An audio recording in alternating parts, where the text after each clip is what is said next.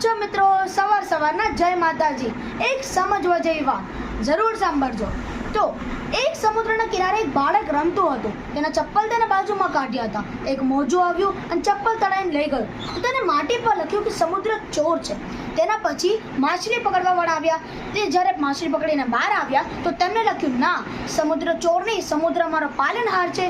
તેના પછી ત્યાં એક બાળક રમતું હતું. તેના મમ્મી તેને બોલાવવા જ આવતા હતા. એક સમુદ્રનું મોટું મોજું આવ્યું અને બાળકને પણ તળાઈને લઈ ગયો. જ્યારે બહાર કાઢ્યો તો તેને મૃત્યુ થઈ ગઈ હતી. તો માએ માટી પર લખ્યું કે સમુદ્ર મારા બાળકનો હથિયારો છે. ત્યાં એક માણસ ઘૂમતો હતો. તેને એક છીપું મળ્યું અને એના અંદરથી મોતી મળ્યું આટલું મસ્ત.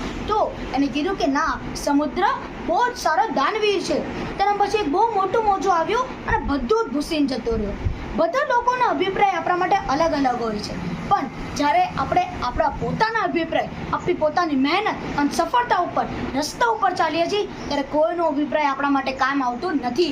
એટલે બસ આ જીવન આપણું છે, મોજથી રહો. પણ જો ગમ્યું હોય તો લાઈક અને સબસ્ક્રાઈબ કરવાનું ભૂલતા નહીં. જય માતાજી.